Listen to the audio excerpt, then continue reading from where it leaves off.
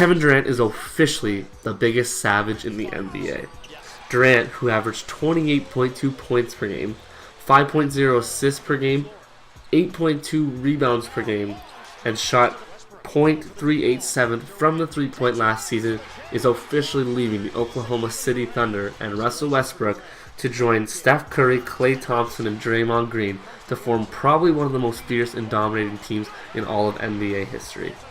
Last season, the Golden State Warriors posted a phenomenal 73-9 record in total, which is better than the Bulls' 72-10 set by one of the greatest ever to play, Michael Jordan. Last year, Curry averaged 30 points a game, shot .444 from the three-point line, had 2.1 steals, 6.7 assists, and 5.4 rebounds at the point guard position.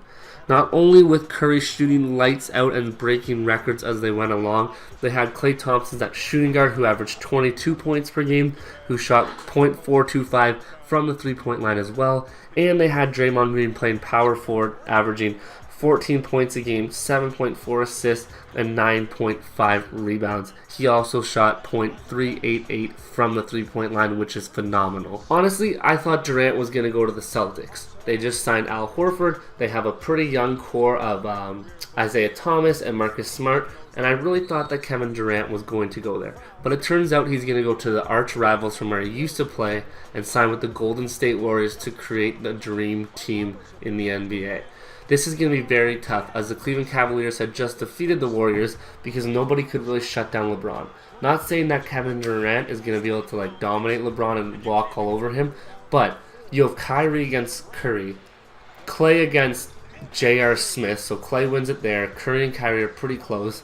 You got Durant against LeBron or Draymond Green against LeBron. So pretty much the matchups are pretty set for the future. So now it's up to Russell Westbrook, Victor Oladipo, who was acquired for the Serge Ibaka trade from Orlando, and the Mustache Bros to carry the Thunder's legacy. But the issue is that Westbrook has his contract up next year as well. That's the really big competition for the Warriors now. The Spurs are still going to be really good, but they have aging Tony Parker and Tim Duncan, so now it's really up to Kawhi Leonard and LaMarcus Aldridge to carry the team as well. It'll be very interesting to find out how teams react to this. Recently, I just found out on my phone that the Mavericks offered a signing sheet to Harrison Barnes, who was in the place of now what Kevin Durant's going to be. So that's interesting to see another team in the West who could be a little more strong next year because of this. It's also going to be very fascinating to see what the Cavaliers do. They obviously want to defend their title, but I don't think they're going to be able to beat the Warriors, especially with Kevin Durant, because they already went to 7 games and they didn't even have Durant. So it's going to be very interesting to see how the league changes because of this. Things that face the NBA next year could be what do the Warriors go next year? They already went 73-9 without Kevin Durant. Will they be able to beat their own record? What happens with the Warriors though? Kevin Durant and Russell Westbrook supposedly had a little bit of issues because Kevin Durant wanted to be the one taking the last shot, but he just came in where Steph Curry would hit half-court shots for game winners. What is he going to do? Is there going to be chemistry issues? Not too sure. What about the Oklahoma City Thunder? Does this force Russell Westbrook to leave, or does he stay and have his team for himself and hopefully they build around it with their management? What about Cleveland? They have to sign another free agent if they expect to be able to compete.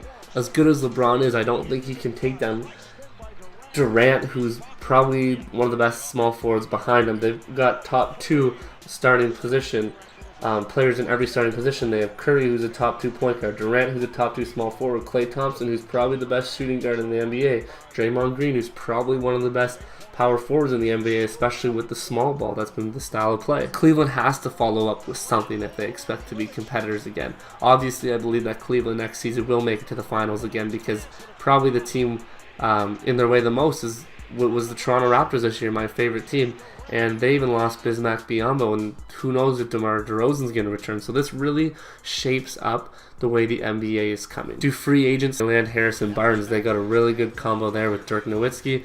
You got the Spurs still and the Warriors, so that's 4 teams right there. Don't forget about the Clippers, because they've always been pretty good.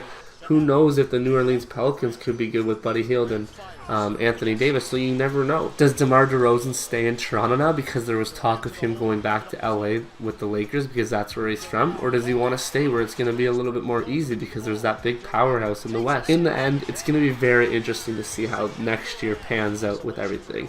Durant was only signed for 2 years, so who knows, maybe it won't work out and he'll get traded, he'll sign somewhere else.